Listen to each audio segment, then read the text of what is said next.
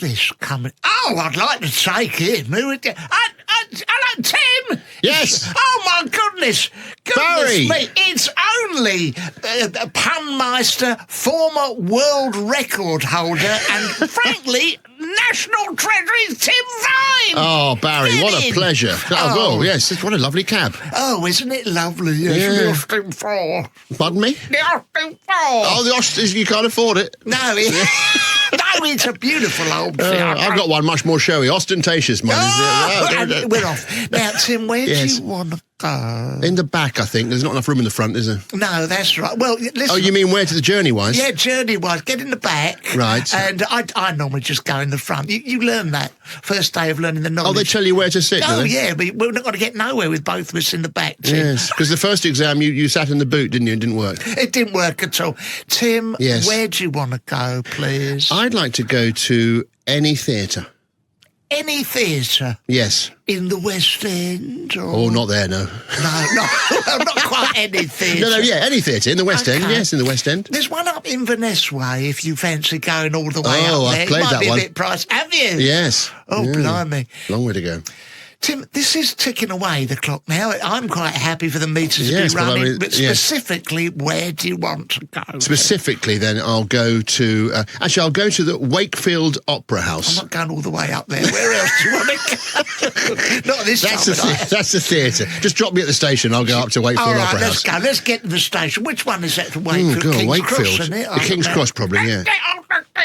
But hang on a minute. Have people who've come into your cab before, have they asked to go to King's Cross? I'd quite like to ask to go to somewhere that you haven't been before. There is client confidentiality, Tim. I can't tell you who's been in and where they wanted to go. There've been a variety of footballers, so I don't Have suppose they? their wives knew where they was going anyway. No, well, that's King's Cross, yes. No. Cheeky git. Tim, Yes.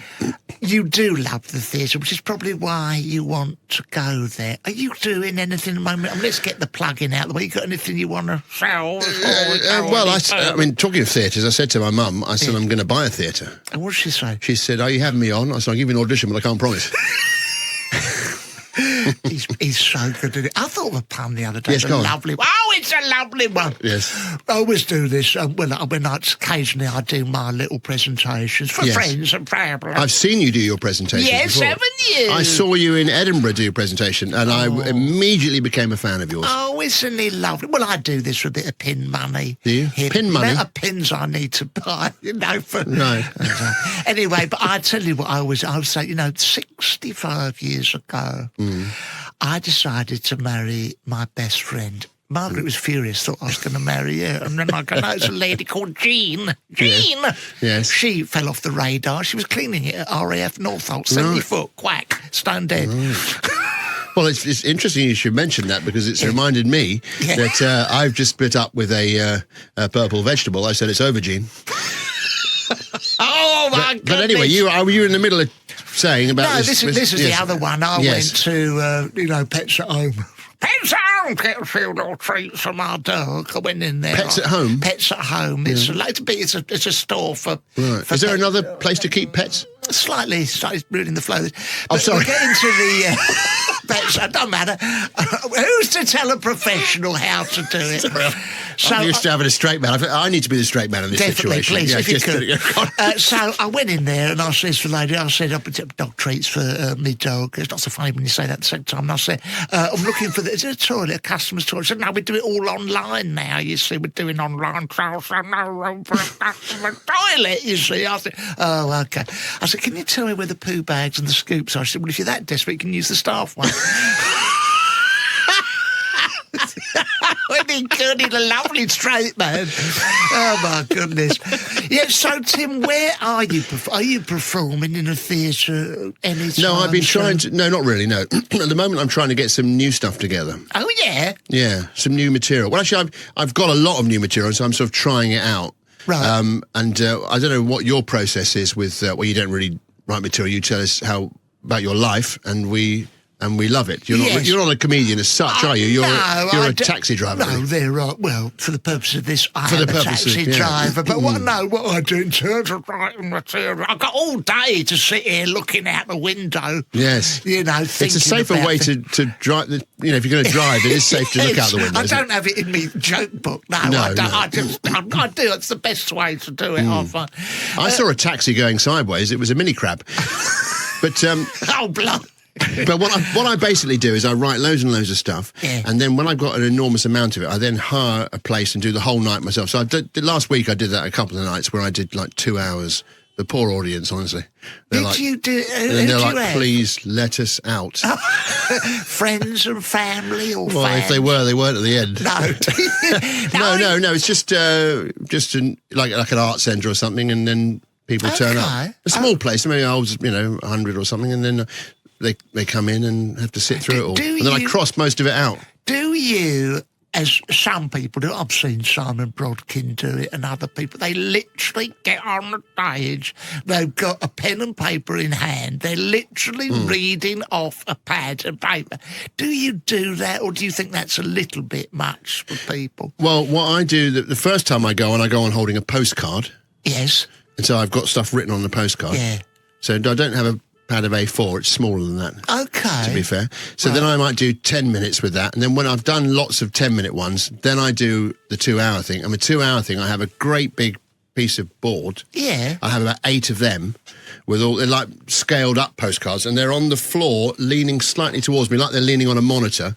And then I don't have to hold anything, and I just look at these things, and every now and again they go, we've done another board, another card done. Good. And they go, hooray. Well, That's really good. Do you, there are some places, sorry for anyone at home, this is getting quite technical about it is a bit, isn't it? Yeah. But there's a place I go to, you might know it, it's in Kennington, just over the water. Yes. And they do a show there, Always Be Comedy, and they're a lovely audience. If anything, too nice. Well, that can be a problem. They can't they? And you go, you don't have to courtesy laugh at me because it's not doing me any favours. Well, that's the thing, in a strange way. I did Friday and Saturday last week. The Friday was nice. The Saturday was a bit harder. Yeah.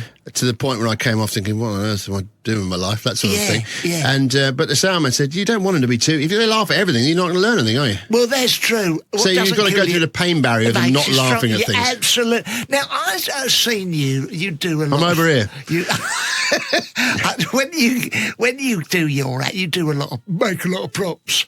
Make a lot of props, don't you? I do, yes. When I've done little bits and bobs on the stage, if there's one thing I hate... Props.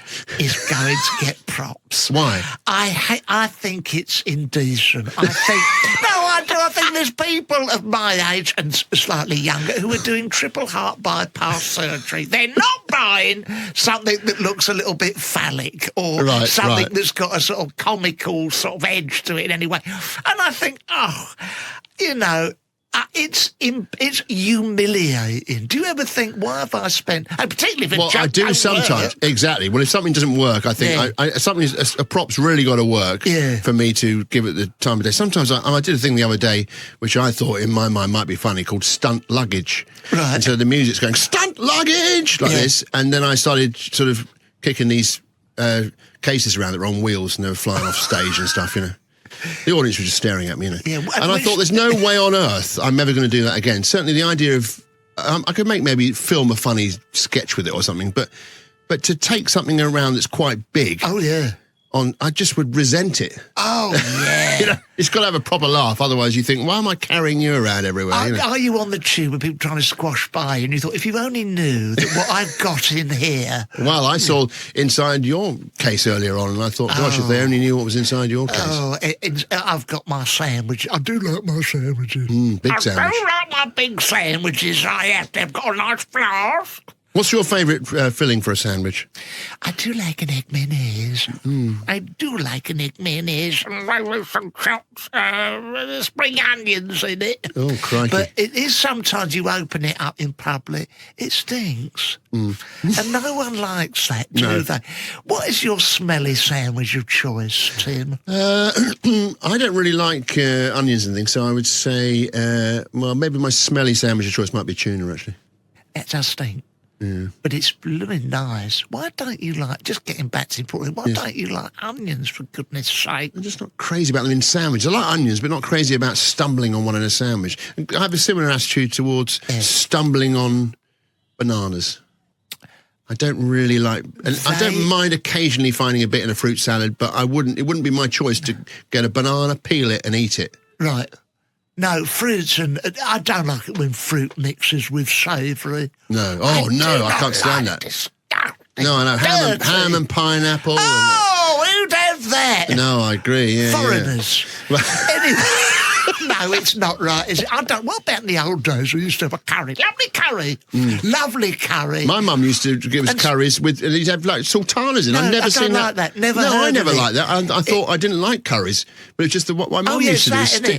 I'm not mad on, and we'll get off this fruit-based material shortly, the pineapple in anything. It's too strong, pineapple. I don't mind pineapple on its own. You don't like pineapple? I don't like pineapple juice? No, I don't care for it at all. Right. But what do you have during lunch? Because I'm trying to give up the bread. Doctor said, no bread. Yes, I'm trying to give up bread a little bit as well. What do you have instead of bread? Silence. What I try and do is, what I'm trying to do at the moment is I'm thinking to myself, do I really need 3 meals a day? Right. So if I think I'm trying, of course none of this has succeeded. I should go out and have a burger or something after this. Yeah. But I try and think, well, maybe if I have a smaller lunch, maybe I can have a bigger dinner. Right. At the moment, I'm just having big everything. I'm ballooning. I went to that's inflation. It's pathetic. I went to the doctor recently. Oh, dear. No, that's true. And he says, honestly, what, your organs have been covered with a layer of your own fat. Your own fat. He said it's called, adipose tissue. He said, you're turning into a human pig in blanket almost, sort of thing. I said, I've got aching down one side. He said, I dropped my shirt off and that. He pointed to the side, he said, that is shingles. He pointed to his side, he said, that is Pringles. So try, no doubt about it. But it's very difficult, isn't it? This is a lovely cue for you to give us some nice doctor. Well, I went to the doctors. I knew you had. I said, whenever I pass from one country to another, I have to get drunk. He said, you're borderline alcoholic. This is why they pay you the big I said, I've got this urge. Hang on, let me try and think of this one. It's been a while since I've done it. Okay, don't worry, I'll look out the window, see where we're going. You ever think? We've only got a short time. I've got this urge to stand... No, wait a minute. That's it. I've got this urge to be burst like a balloon while standing on fish skin. Oh, hold on just a minute. Standing on fish skin. He said, hold on, I'll pop you on the scales. That's it. Absolutely superb. Tim, you are a former world record holder. Apparently. Of the most pounds. Was it 499? 499. In 8 hours. No, 1 hour. In 1 hour? Yeah. Oh, blimey. How did you remember those? You have a system, do you? Well, I had to... Well, basically, at the time, which was in 2004, it was a while ago, I think it was in my first DVD was coming out, and they were trying to find some way of promoting it. Yeah. And someone said, why don't you try and break this record that's, most jokes told in an hour. Yeah. And when I looked at the record, it was 362, the previous record, and I thought, Well, I thought I broke that last Friday. Yeah, exactly. I just had that sort of act. Yeah, of course. So I just got rid of the songs for one evening and just did all jokes. Well, I will say this, and I've seen Tim, and anyone out there who's... You've seen anyone out there? I've seen anyone out there. If you see Tim, there are some people who do puns, and stop me from getting too technical, they're shit. Tim is very, very good. Very good puns, excellent puns. They're not just pointless. Well, actually, and also I don't. People say that I do puns and stuff, and I do puns, but actually, I'm not crazy about writing puns. Sometimes I think to myself, God, stop writing flippy. I'm just writing words that rhyme with each other. So I like some mixing up a bit, Yeah, wordplay. I wouldn't say wordplay. A short way of saying. I mean, that borderline alcoholic thing, that's not a pun as such as wordplay, isn't it, like you said? Okay, well... I don't know, what's a pun? Is a pun just something with two different meanings? I don't know. Maybe a pun means wordplay as well. pun is sort of wordplay, but it's specifically on... I'll tell you what I think it is. It's specifically all about the word. The way you do it, it's got a comical edge. The notion of what you're saying. The notion. The notion of what you're saying. Now, I want to ask you this, seeing that a lot of people will be listening to this, anyone who's still listening tuned to in. it. Well, I will be at this point. Okay. I will have gone in very deep and I'll be up to this point, maybe even go for another 10 minutes. Okay, I want you to tell me, because there are some football fans, sports fans, and you are a sports fan, Tim. Oh, yes.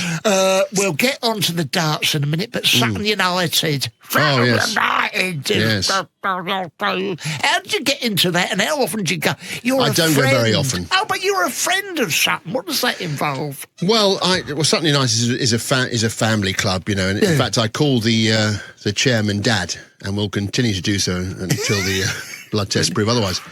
But it's just a great little place, I thought he was a Chinese friend, Chairman Ma, instead of Pa. Don't worry, we'll edit that out in a minute. Chairman Ma, go on, Dad. But so it's about a mile from where I was born. Is the point? Yeah. In fact, I always say it's a stone's throw from where I was born. In fact, the first thing I remember saying was, "Who threw that?" But right. but I only went once in 1988 initially, right. And then for years I didn't go at all. And then what happened was I was being interviewed in a situation a bit like this, which was vaguely sports related. Yeah. And someone said, "Who do you support?" And I thought, well, I support England. And they said, "Well, yeah, but what club?"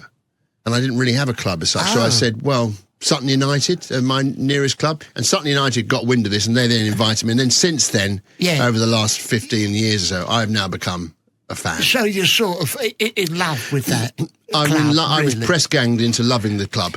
Okay. Now, but I do. It's great. It's a great place. And it is the one that would be, it's the one nearest where I was born. That should be the one we all support. Oh, very much so. What's the one nearest where you were born then, Barry? Vicarage Road. Oh, of course, yeah. Vicarage Road, I'll go there. Oh, yeah, I remember Elton when he was a whippersnapper, Elton John. You go there now, he's swanning around that Marie Antoinette wig, trod on my toe. Sorry was indeed the hardest word with that occasion. But, Elton's there. He sat on the roof and picked off the moss. That was at the Vicarage Road end. He had to do all the stuff there, done all the maintenance. Now, listen, please tell me this. So it's not a deeply held political view that somehow, football ain't what it was, I'm going to grassroots. It's just... No. I mean, I do like the fact that you go along and you have a nice lunch there. And you can get a game, probably, the way exactly. Yeah. Nice lunch. We have a lovely lunch, then you watch the ball in the air for an hour and a half. Yeah. And you go home. It's lot of throw-ins. If you like throw-ins, it's great. Okay, so that's the Saturday night. Now, I know one of your passions is darts. Love the errors, don't you? Well, in the dressing room before, which I was sharing with you before this moment, I was very lucky to meet you. Yes, before the conceit of coming out and getting in the cab, you mean, yeah. When I say dressing room, I mean I call those sort of cab huts dressing rooms. Yes, those green things in London. No one will notice. No. And we were there with the other cabbies. The other cabbies, putting on their trousers. We call it a dressing room. They were putting their trousers on, fiddling with their nose inexplicably. Yeah, go on. And they, in this dressing room stroke cabbies there's office, a dartboard. Oh, yeah, that's it. And someone who helps with the maintenance of your cab, Lucy, I said to her, can you name a double? She said double top, and I dropped all three about 4 inches lower than double top. Yeah. She then left the room. My next three darts, 140. I can confirm. And then I left it there. He left it there, 140, bang, bang, bang. Yes. I was going bang, bang, bang as I threw them. That's how I don't know why you do that. It's inexplicable. I heard you beat the Crafty Cockney, didn't you? The Crafty Cockney and English, no? Well, he used to do these exhibition things with Russ Bray. You know Russ Bray, who goes, what? Yes, a bit like your uncle in terms of voice.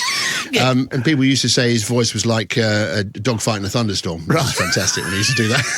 Brilliant, But anyway, so it was him and Keith Deller. And so I went along one time and I played it. And it was best of 3 501s. And I did win 2-1. But this is Bristow years after he'd had the dartitis and all that. So I didn't really beat Bristow. I beat someone Well, I beat the Bristol fact that you 2-1. punched the air and done a Oh, it's honestly, you can't imagine what it felt like. I mean, I won the first leg, and I immediately thought I need to ring my dad, and tell him I've just taken a leg in front of Eric. yeah, exactly. The second leg, I was shaking, and so it was completely disastrous. And then I told myself in the third leg, pull yourself together, Vine. You could actually win this. Yeah. And amazingly, I did. That's not like me. Normally, the bottle continues to go. Were you magnanimous, or did you... He was magnanimous because he's, You didn't clap me round the chops and go, hey, how about that? That was a lesson. No, listen, he knew I was a big fan of his. I remember it was an embarrassing thing, actually, when I first met him. Yeah. And I said, I had this theory that when people, the best dart players, they have part of their finger is touching the point. Right. And he picked up a pen, Bristow, and he goes, well, I hold the dart like that. Right. And I looked at it and said, yeah, I hold it like that as well. What an idiot. Of course I did. I copied him, didn't I, when I was 14? Oh, of course. It is... Do you know what? I've met a lot of showbiz people and all that. And when I meet sporting greats, that is much more thrilling to me than anything else. Right? Yeah. You know that. Give an example of a sporting great that you've met. Kenny Jackett. Kenny Jackett! I met... Hey, who is he? Well, not who is he? Come on. Who is he then? Kenny. Who does he play? Kenny plays for... Well, he used to play for Watford. He's played for what? Watford, right? I met him because my grandson's a big Wolves fan. And this is true, right? And people always say... Goes out at night, does he? That's right, howling. No, what happened was we was at QPR and my grandson was a mascot, this is true, for Wolves against Queen's Park Rangers. And Kenny comes, and people will always tell us about Kenny. He's a football man. He's a football man. He will talk to anyone about football. And in front of my grandson, he comes up and we're chatting away about Wolves and that. And I'm Watford fan. I was keen to chat to him. And he went, nah, to be honest, just going to be a question of avoiding relegation this season. Not much can happen. I was like, don't say that in front of him. It was startlingly, honest. Yeah, right. And I couldn't believe, but it was a joy to see him, And I sat in the director's box with his charming wife and his two boys. Stan Bowles, this is true. Stan. Does he still? Does he bowl Stan Bowles? Does he? Great. That's good to know that he's still doing that. He's still connected. It's a wonder. Stan Bowles' daughter, Tracy, I know her. Tracy Bowles. Tracy Bowles. She doesn't know. But honestly, it's a thrill to meet these people. His son, Cyril. Come on. Now, I do want to ask about this, because this is deadly serious. Right. Without a word, without a hint of irony, you do an Elvis tribute act called Plastic Elvis. I do, yeah. Tell me about that. Aren't you tempted to do some funnies during this? Well, I am. It's sort of. I'm in character as Elvis throughout, but I am being sort of amusing. I mean, I go on in this black plastic jumpsuit, and my first line when I've done the first song, I say, I see some of you looking at me saying to yourselves, that reminds me, I must remember to put the bins out. Yeah. And that always gets a good laugh. Yeah. And then I just kind of do, Elvis used to do sort of... Oh, bit of material. A bit of stuff, didn't he? But I don't do any actual, I don't do stuff like, so I've got an Elvis joke. So Elvis was climbing out of his swimming pool for the 10th time. Yeah. And Priscilla said, what are you doing? He said, I can't help falling in love. Now... Before Elvis died, he put on a bit of weight. He was having pies, pasties, sausage rolls. In fact, in the words of the rapper Coolio, he was living in a gangster's paradise, that fella. Poor Elvis. I mean, Cliff Richard said if it wasn't for Elvis, there never would have been Cliff Richard. Well, that's right. You can't blame Elvis for that, can you? But I like Cliff as you well. are absolutely, Cliff, if you're listening, please come in my cab. Don't worry about him. No, Tim, I heard you saying you were intoxicated by Elvis. He'd done a lot of that himself, let's be fair. But I don't like all these things that he... No, he's lovely. I love Elvis. And so do I. Especially because the end of his life was a genuine tragedy, wasn't it? Keep it light. And Tim, thanks a lot for that. Don't worry, we're nearly there, folks. Tim, yeah, so what is it particularly about him? Because you are a lovely... Remember Marilyn Monroe? Yeah, go on. You're a lovely English fella. You're sort of... Well, it is. I mean, I think I'm one of the only people to do an Elvis tribute act. I don't think there's many of them. No, I've never heard of it before. No.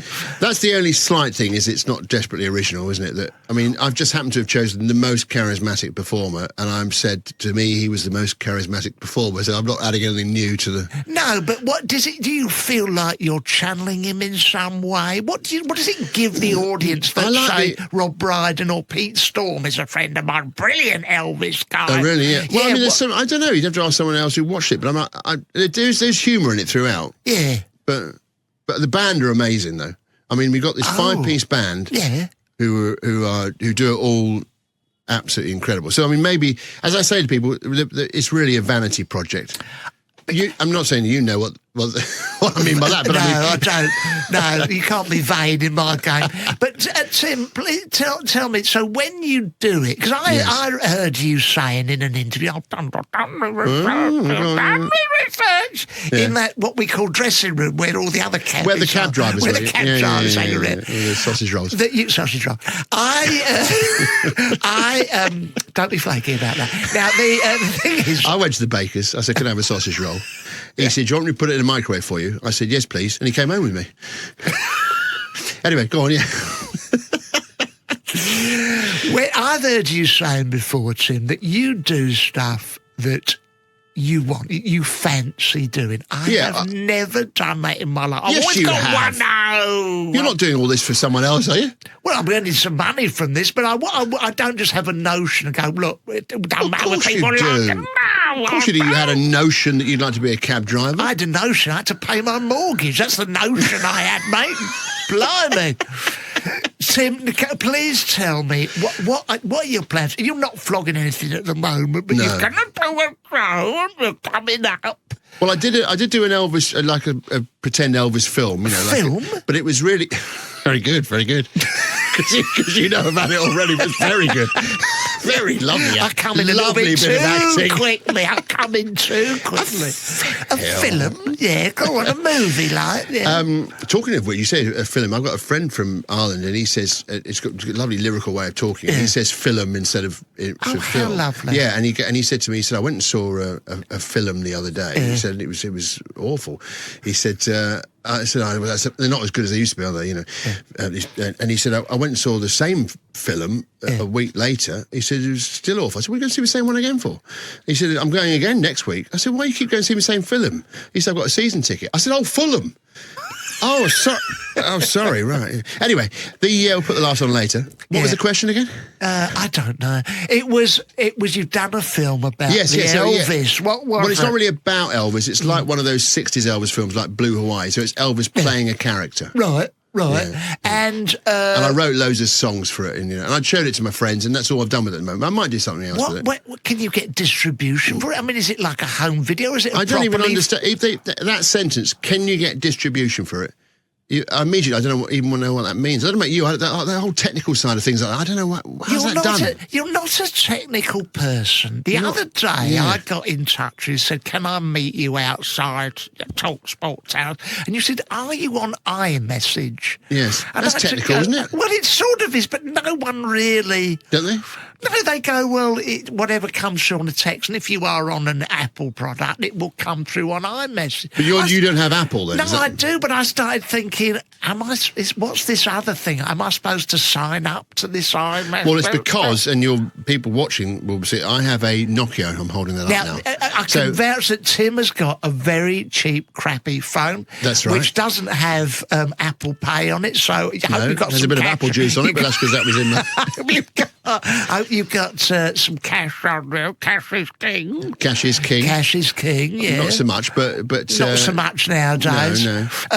But so you're not a technical person. But what would you do with the film? What are you going to do with the flipping thing? I don't know. Record the Top of the Pops over it or something eventually, or what? What are you going to do with it?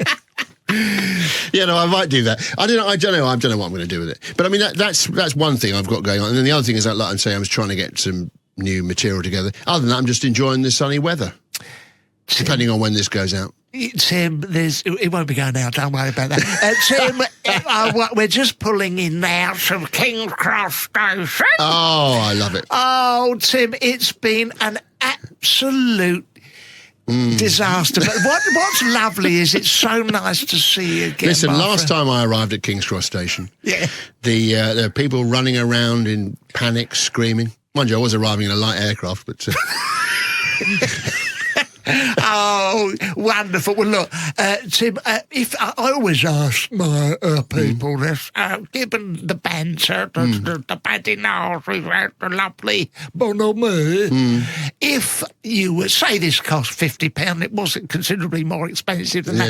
If it was 50 quid, what sort of tip would you give me? I'd give you at least a tenner. Oh, no, that's all right. Is that all right? That's all right. I normally say at this point, what's the damage?